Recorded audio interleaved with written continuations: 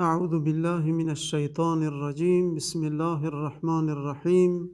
الحمد لله وحده والصلاة والسلام على من لا نبي بعده وبعد. السلام عليكم ورحمة الله وبركاته.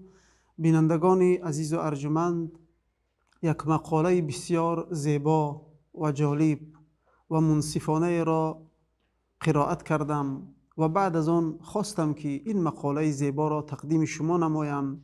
از پند و اندرزها، از حقیقت‌هایی که در این مقاله ابراز شده است همگان استفاده نماییم. یک زن صالحه و بسیار هم پاک دامن و صاحب علم و دانش، بعد از آن که 17 سال با شوهر صالح و نیکوکار خود زندگی می کند، بعد از 17 سال زندگی در این طول 17 سال خدمت‌های شوهر، زحمت‌های او، جان فدایی‌های او، کارنمایی‌های او، ترک نمودن راحت و استراحت بهر آبادی عائله و خدمت زن و فرزند را دیده، این نکته‌های زیبا را همچون پند و اندرز برای ما و شما بیان می‌کند و در آخر التماس و خواهش نموده است که این را به دیگران برسانید تا هم زنان و هم مردان و هم فرزندان و دیگران از این پند و اندرزها استفاده نمایند.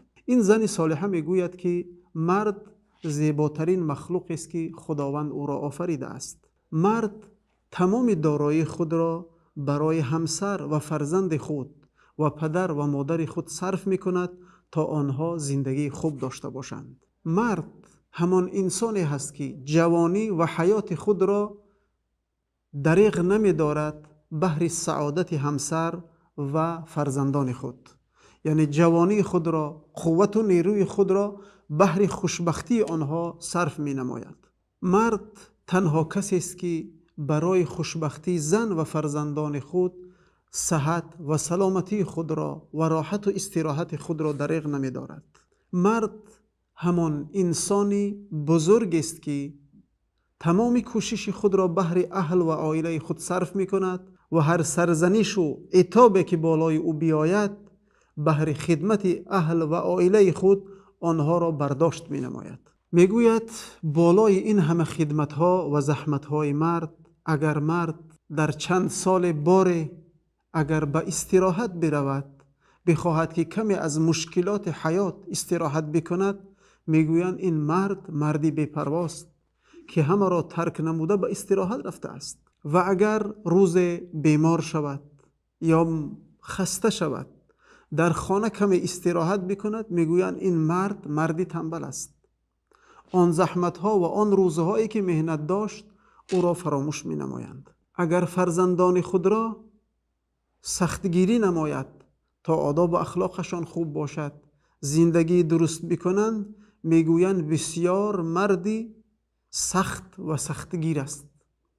و اگر همسر خود را بهر حفاظت فرزندان و تربیه خوب آنها از کار منع بکند، میگویند که این مرد یکرو و بسیار بدرشک است. و اگر مرد روز سخن مادر یا پدر خود را گوش بکند و برای خدمت آنها روانه بشود، میگویند این فقط از پس پدر و مادر است و به زن و فرزند کاری ندارد.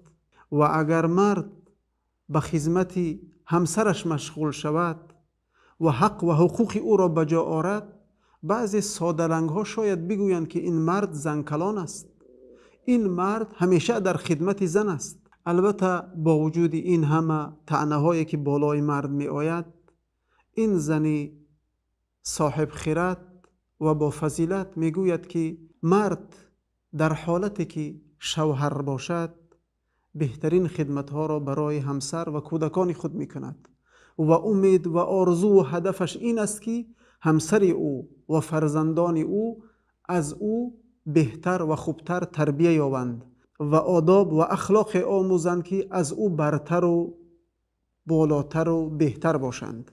مرد به اندازه غمخوار و مهربان برای عائله و فرزندان خود می باشد.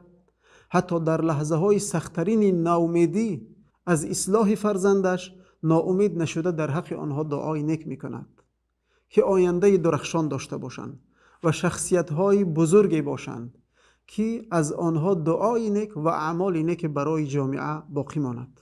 پدر همان شخصی است که کودک‌های خود را در دامان خود، در آغوش خود گرفته مسافه‌های دور می‌برد در خردی، و هرگاهی که فرزندان کلان شدند و سخن‌های تیز و تند به پدر گفتند، این همان پدر است که سخن‌های آنها را برداشت می‌نماید و تحمل می‌کند و به آنها نیک می‌گوید و است در پی نیک و احوالی و آینده درخشان آنها میباشد. تنها پدر میباشد که بهترین چیزی که دارد به فرزندانش نثار میکند و هر چیزی که برای آنها امکان دارد دریغ نمیدارد.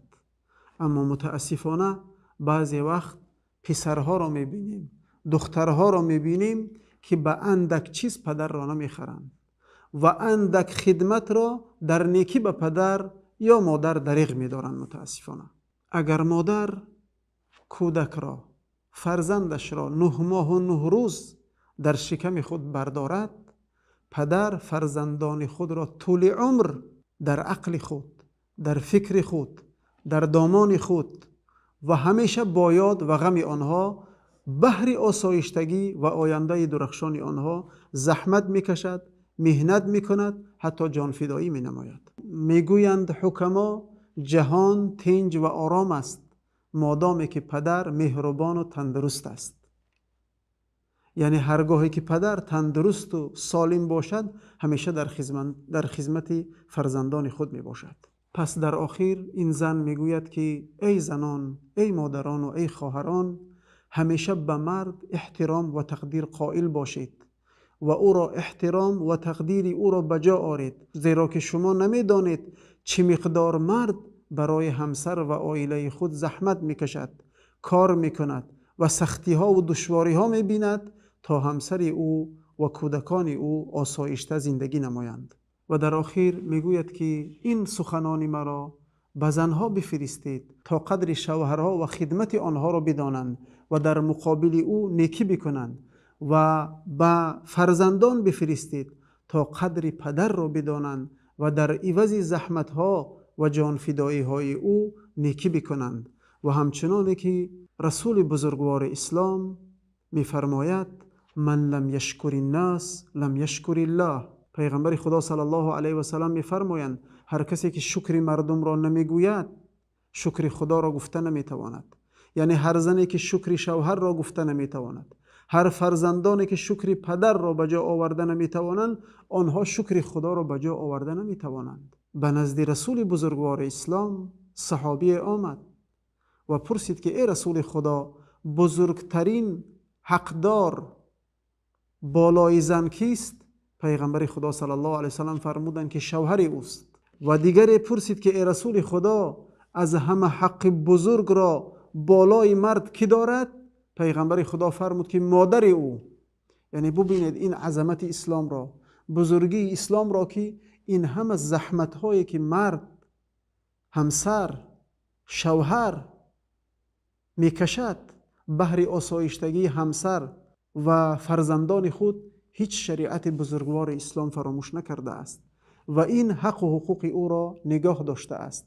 و برای همین هم رسول خدا صلی الله علیه و سلم میفرمایند هرگز زن شیرینی ایمان را نمیچشد تا حق و حقوق شوهرش را پره بجا نآورد.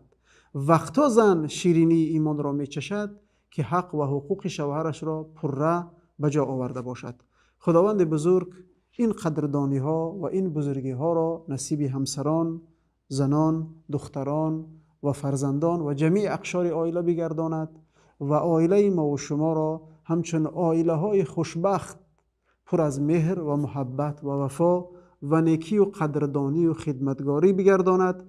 و خداوند بزرگ این خدمتگاری و قدردانی که عبادت است ما و شما را به الله نزدیک میکند، عبادت است که سبب قبول گردیدن نمازها و روزها و خیر و سخاوتها و تمام عبادتها میگردد. خداوند موفقیت نصیب بکند که این را زنها و مادران و خواهران، فرزندان بجا آورند تا عبادتهای آنها قبول شود و به رضا و رحمت الهی و خوشنودی شوهر راه یابند.